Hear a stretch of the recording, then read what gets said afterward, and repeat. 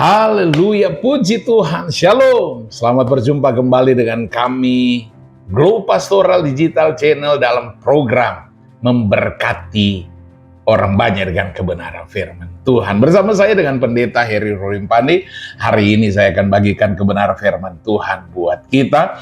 Tapi sebelum itu, saya harapkan Bapak Ibu pemirsa yang ada, mari like, komen, subscribe, dan share program ini untuk supaya jadi berkat bagi banyak orang. Haleluya. Baik, kita terlebih dulu berdoa untuk kita masuk dalam kebenaran firman Tuhan hari ini.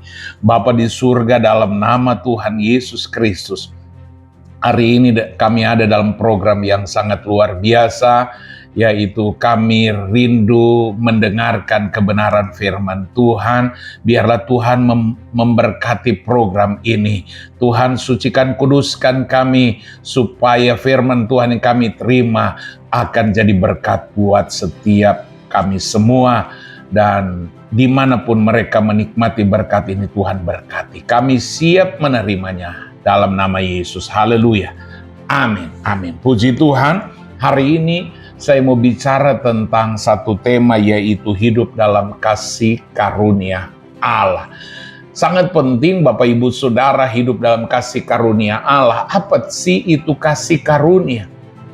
Kasih karunia adalah pemberian yang sangat luar biasa dari Tuhan bagi kita, yang seharusnya kita tidak layak menerima, tapi Tuhan memberikan buat setiap kita. Kita yang sebenarnya berdosa harus dihukum, tapi oleh kasih karunia, kasih Allah kepada kita, Dia tetap berikan supaya kita bisa diselamatkan. Maka hari ini saya mau bagikan kita hidup dalam kasih karunia. Saya ajak kita lihat dalam Roma pasal 6 ayat 13 sampai 14.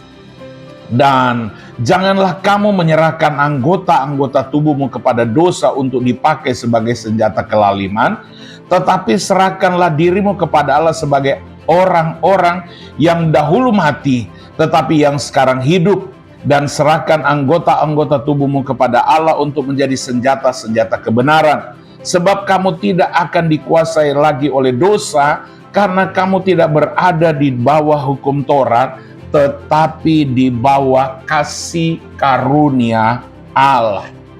Penting bagi kita untuk kita mengerti bahwa hidup kita ini sudah ada dalam anugerah Tuhan, dalam kasih karunia Tuhan.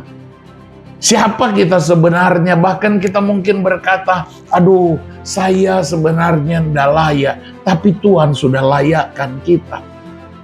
Kalau kita mau renungkan, kita manusia yang penuh dengan dosa, kita manusia penuh dengan kejahatan, tapi Tuhan ambil, Tuhan selamatkan kita. Ini yang disebut dengan kasih karunia Tuhan. Dia menyelamatkan kita bukan karena kita orang yang hebat, orang punya segala-galanya, tapi karena memang Dia mengasihi kita. Makanya hari ini saya bagikan mengapa kita penting hidup dalam kasih karunia Allah. Yang pertama saya pelajari, kasih karunia Allah itu dapat menguatkan hati sehingga apa? Tidak mudah disesatkan atau dipengaruhi oleh pengajaran-pengajaran sesat. Dapat menguatkan hati kita. Tahukah Bapak Ibu Saudara, akan ada banyak pengajaran-pengajaran sesat yang akan menyesatkan kita. Tapi ketika kita hidup dalam kasih karunia, maka kita akan apa? Diberi kemampuan, diberi kesanggupan. Alkitab pernah berkata begini, jangan kamu disesatkan oleh berbagai ajaran asing. Sebab yang baik ialah bahwa hati kamu diperkuat dengan apa? Kasih karunia Allah. Kasih karunia Allah membentengi kita, menjaga kita. Dan tahukah Bapak Ibu Saudara, ada banyak orang pengajaran sesat bukan datang bilang, oh kamu enggak percaya Yesus, kamu harus enggak percaya Yesus dan sebagainya. Tapi kadangkala ada orang-orang yang bisa, wah percumalah kamu setia sama Tuhan, percumalah kamu taat sama Tuhan, percumalah kamu memberi persembahan buat Tuhan. Saya mau bilang itu pengajaran sesat. Itu ajaran-ajaran sesat. Dan itu bukan datang dari Tuhan, pasti itu datang dari kuasa kegelapan. Tapi kalau kita hidup dalam kasih karunia Tuhan, tidak akan mudah digoyahkan. Kita tahu hidup kita karena anugerah Tuhan. Hidup kita karena kasih karunia Tuhan. Yang kedua, mengapa penting hidup dalam kasih karunia Tuhan? Memampukan kita untuk melakukan apa yang menjadi kehendak dan kemauan Tuhan. Artinya apa? Kita akan dimampukan untuk mengikuti apa yang Tuhan kehendaki, apa yang Tuhan mau dalam hidup kita, apa yang Tuhan inginkan dalam hidup kita. Paulus pernah berkata begini, tetapi karena kasih karunia Allah aku adalah sebagaimana aku ada sekarang. Dan kasih karunia yang dianugerahkannya kepada kita tidaklah sia-sia. Sebaliknya aku telah bekerja lebih keras daripada mereka semua.